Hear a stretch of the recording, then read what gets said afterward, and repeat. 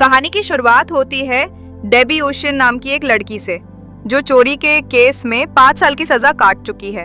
Jail से payroll पर रिहा होने से पहले ऑफिसर उससे उसके भाई डैनी ओशन के बारे में पूछते हैं, जो एक मशहूर चोर था। डेबी कहती है कि वो अपने भाई जैसी नहीं है और उसे इस केस में फंसाया गया था। अब वो बाहर जाके एक साधारण जिंदगी जीना चाहती है, लेकिन जेल से निकलते ही डेबी का असली रंग सामने आता है। वो एक कॉस्मेटिक स्टोर में जाती है, कुछ प्रोडक्ट्स के प्राइस टैग चुपके से हटाती है और काउंटर पे जाके कहती है कि उसने ये पिछले हफ्ते खरीदे थे और अब रिटर्न करना चाहती है। इस चालाकी से पता चलता है कि डेबी एक कॉन आर्टिस्ट है, जो अपनी बातों से लोगों को बेवकूफ बनाती है। इसके बाद वो एक लग्जरी होटल में पहुंचती है, जहां वो एक कपल की बातें सुनती है। कपल ने गलती से होटल रूम ज्यादा दिनों के लिए बुक कर लिया था, लेकिन उनकी उस दिन की फ्लाइट थी। वो रूम कैंसिल कर एयरपोर्ट चले जाते हैं। डेबी रिसेप्शनिस्ट को उसी कपल की आवाज में कॉल करके रूम कैंसिलेशन रद्द करवाती है और उस रूम में रात गुजारती है। नहाते वक्त वो एक पेपर देखती है जिसमें उसकी अगली बड़ी चोरी का प्लान लिखा होता है। अगले दिन डेबी अपने भाई डैनी की कब्र पर जाती है, जहां उसे डैनी का दोस्त मिलता है। वो उसके प्लान के बारे में बात करता है। फिर डेबी अपनी पुरानी दोस्त लू को मैसेज करती है, जो एक बार चलाती है और बाइक से दुनिया घूमने का सपना देखती है। दोनों एक जगह मिलती हैं। डेबी लू को कॉस्मेटिक स्टोर से चुराए प्रोडक्ट्स गिफ्ट करती है और अपनी अगली चोरी का प्लान बताती है। वो कार्टियर ज्वेलरी कंपनी से टस नाम का एक नेकलेस चुराना चाहती है, जिसकी कीमत $150 मिलियन है। ये नेकलेस 50 फीट नीचे एक हाई सिक्योरिटी वॉल्ट में रखा है। लू बिना पूरी बात सुने साथ देने को तैयार हो जाती है, लेकिन कहती है कि ये आसान नहीं होगा। डेबी जवाब देती है कि नेकलेस खुद ब खुद बाहर आएगा, बस उन्हें एक मजबूत टीम चाहिए। लू डेबी को अपने घर ले जाती है। अगले दिन डेबी अपने एक्स बॉयफ्रेंड क्लो की आर्ट गैलरी जाती है। वहां वो क्लो के गले पर नकली चाकू रखकर उसका बटन तोड़ती है और वार्निंग देती है। इससे पता चलता है कि क्लो ने ही डेबी को चोरी के केस में फंसाया था। बाद में डेबी और लू एक म्यूजियम में जाती हैं, जहां Hollywood actress Daphne press conference करने वाली है। डेबी लू को अपनी टीम के मेंबर्स दिखाने लाई है, जिसमें डेफनी भी शामिल है, जो बिना जाने उनकी योजना का हिस्सा बनेगी, जिससे वो अपने आप उनकी टीम में आ जाएगी। थोड़ी देर बाद प्रेस कॉन्फ्रेंस चालू हो जाती है, जिससे ये दोनों भी अटेंड करते हैं। म्यूजियम में जल्द ही मेट गाला नाम का एक कॉस्ट्यूम एग्जीबिशन होने वाला है, जिसमें डेफनी गेस्ट होगी। प्रेस कॉन्फ्रेंस में एक रिपोर्टर डेफनी से पूछता है कि वो किस डिजाइनर की ड्रेस पहनेगी। डेफनी कहती है कि उसने अभी कोई डिजाइनर चुना नहीं है। ये सुनकर डेबी और लू एक टैलेंटेड डिजाइनर की तलाश शुरू करती हैं। काफी खोजबीन के बाद उन्हें रोज नाम की डिजाइनर मिलती है, जो कर्ज और पैसे की तंगी से जूझ रही है। डेबी और लू उसे अपने प्लान में शामिल होने के लिए मना लेती हैं। रोज का काम है डेफनी को मेट गाला में टस नेकलेस पहनने के लिए राजी करना। अपनी पैसों की तंगी को देखते हुए रोज उनकी टीम में शामिल हो जाती है। इसके बाद डेबी अमिता नाम की एक भारतीय लड़की को अपनी टीम में शामिल करती है, जो अपनी माँ के साथ ज्वेलरी बनाती है। अमिता का काम टस नेकलेस जैसा नकली नेकलेस बनाना है। लू के घर पर डेबी को 9 बॉल नाम की एक हैकर से मिलवाया जाता है, जो म्यूजियम के कैमरों को हैक करके अपनी स्किल्स दिखाती है। डेबी उसे भी टीम में ले लेती है। अगले दिन डेबी, लू और रोज डेफनी की कजिन डेरी से मिलने जाती है। डेबी डेरी का हाथ पकड़कर उसकी फोटो खींच लेती है और न्यूज़पेपर में छपा देती है। डेफी, जो काफी घमंडी लड़की है, रोज को डेरी के साथ देखकर जलन महसूस करती है। उसे लगता है कि रोज डेरी की डिजाइनर है। इस जलन में डेफनी रोज को तुरंत अपनी डिजाइनर बना लेती है, क्योंकि उसे उससे बहुत जलन होती है। लू और डेबी को अपनी टीम में 2 लोगों की और जरूरत थी, इसलिए उन्होंने कॉन्स्टेंस नाम की लड़की को, जो असल में एक पॉकेट पिकर है, जो एक लड़के का ध्यान भटकाकर उसकी गाड़ी चुरा लेती है। जिसके बाद उसकी स्किल देखकर और कॉन्स्टेंस से बात कर डेबी उसे भी अपनी टीम में शामिल कर लेती है। फिर वो एक लेडी टैमी से मिलने जाती है, जो चोरी किए हुए आइटम्स को अच्छे दाम में बेचने का काम करती है। बाकी लेडीज की तरह टैमी भी उनकी बातों को मानते हुए उनकी टीम में शामिल हो जाती है। लू डेबी से पूछती है कि उसने एक भी मेल टीममेट को क्यों नहीं रखा। इस पर वो बताती है कि इस काम में लड़कियों की खूबसूरती के कारण उन पर शक कम होता है। अगले दिन सातों टीममेट लू के घर पर मिलते। डेफिनेटली को तो अभी तक नहीं मालूम था कि वो इस टीम में है, क्योंकि डेफिनी नेकलेस को पहनेगी। लू के घर म्यूजियम का एक मॉडल भी रखा था। डेबी उन्हें बताती है कि इस काम को पूरा करने पर सबके पास $165 मिलियन आ जाएंगे। डेबी सबको उनका काम बताती है, जिसमें रोज का काम नेकलेस को कार्टियर से निकलवा के डेफिनी तक लाना होगा। 9 बॉल का काम म्यूजियम की सिक्योरिटी सिस्टम को हैक करना होगा। अगले दिन टेमी डेबी के पास एक चश्मा और एक 3D प्रिंटर लाती है। ये चश्मा नेकलेस को स्कैन कर 3D प्रिंटर से उसकी डुप्लीकेट कॉपी बना देगा, जिससे उस नेकलेस के बदले ये लोग डुप्लीकेट नेकलेस रख देंगे। और अब रोज और अमिता कार्टियर जाते हैं, जो वहाँ के मैनेजर से डेफिनी को एक दिन के लिए टॉयज नेकलेस देने को बोलते हैं, लेकिन मैनेजर उन्हें नेकलेस देने के लिए मना कर देता है और कहता है कि इसकी कीमत $50 मिलियन है। अगर उनसे ये खो गया तो इसे कार्टियर का बहुत बड़ा नुकसान हो जाएगा। इस पे रोज उसे ये कहते हुए नेकलेस देने के लिए मना लेती है कि हॉलीवुड एक्ट्रेस के कार्टियर कंपनी का नेकलेस पहनने पर कार्टियर की ही एडवर्टाइजमेंट होगी, जो उनके लिए काफी सही है। रोज एक बार उन्हें नेकलेस देखने को बोलती है, क्योंकि उसको देखने के बाद ही वो डेफिनी के लिए ड्रेस डिजाइन कर पाएगी। और जब वो उस नेकलेस को देखने जाती है तो रोज टेमी का दिया हुआ चश्मा पहन के उस नेकलेस को स्कैन करने लगती है।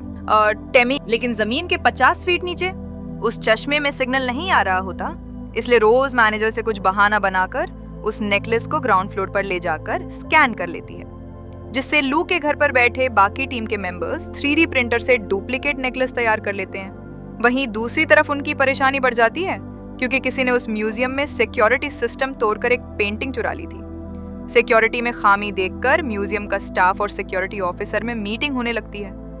मीटिंग और बातों को सुनने के लिए 9 बॉल उस रूम में क्लीनिंग स्टाफ बनकर वहां पर एक माइक फिक्स कर देती है, जिसके बाद डेबी और 9 बॉल दोनों उनकी बातों को सुनकर ये पता लगा लेते हैं कि म्यूजियम का सिक्योरिटी सिस्टम चेंज होने वाला है और इस वजह से उनको अपने प्लान में भी अपडेट करना होगा।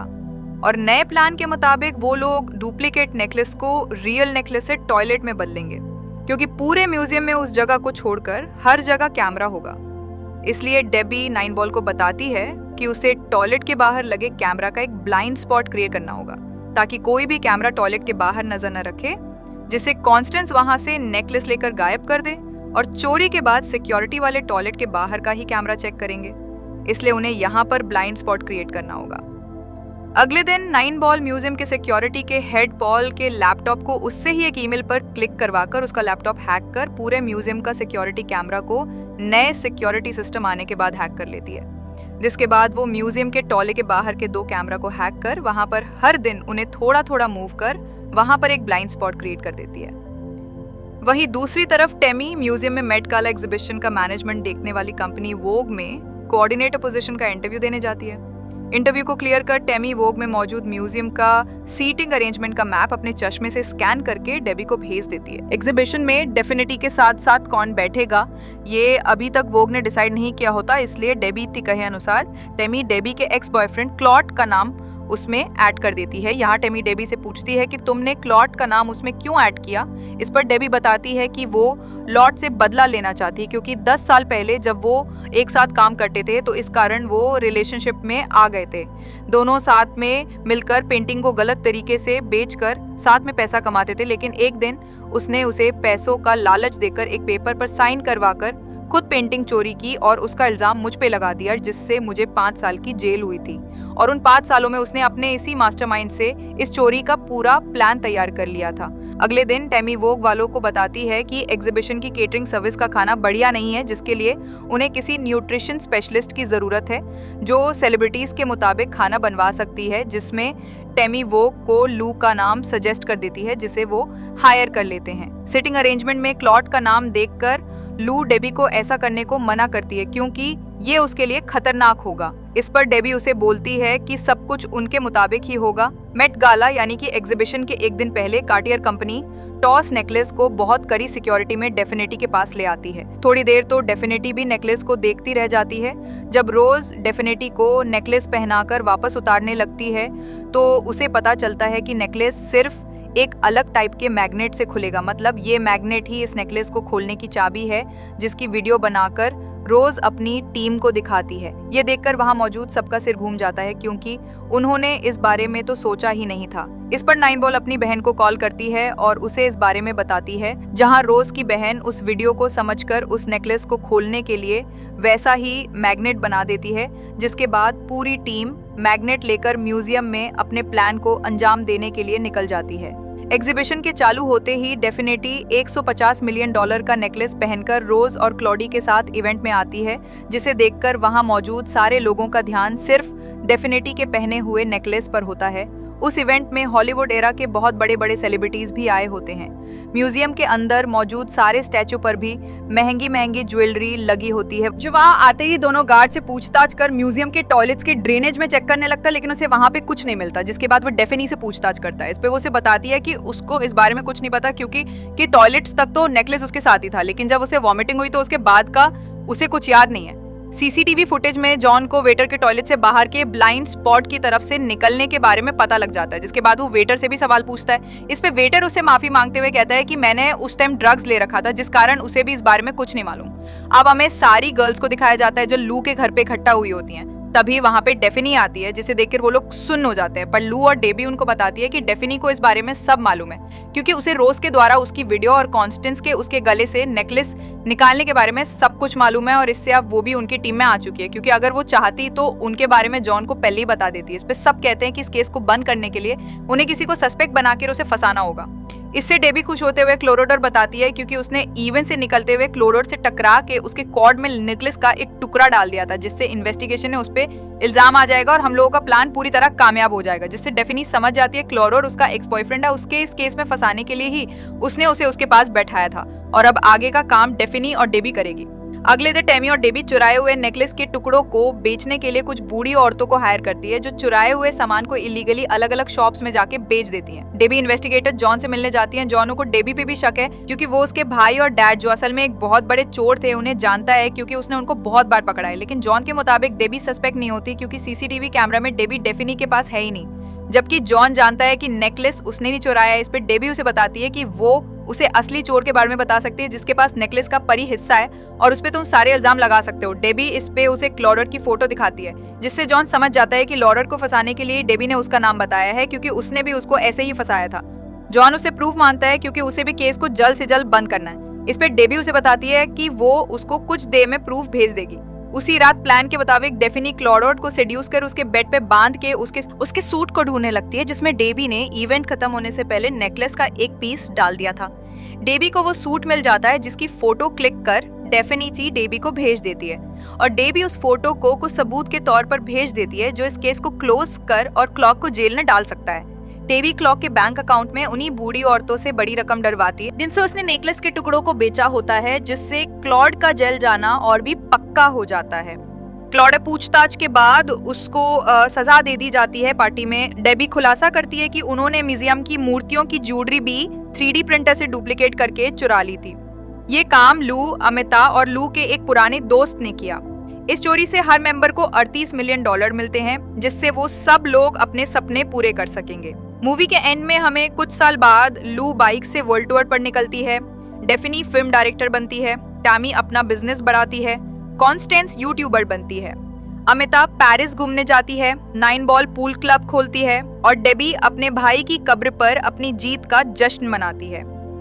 इस मूवी में डेबी अपनी स्मार्टनेस और 5 साल की जेल में बनाए प्लान से 7 लड़कियों की टीम के साथ दुनिया की सबसे बड़ी चोरी को अंजाम देती है। नेकलेस के साथ मूर्तियों की ज्वेलरी चुराकर वो सबके लिए उनकी सोच से कहीं ज्यादा पैसा लाती है, जिससे वो अपने सपने पूरे करते हैं।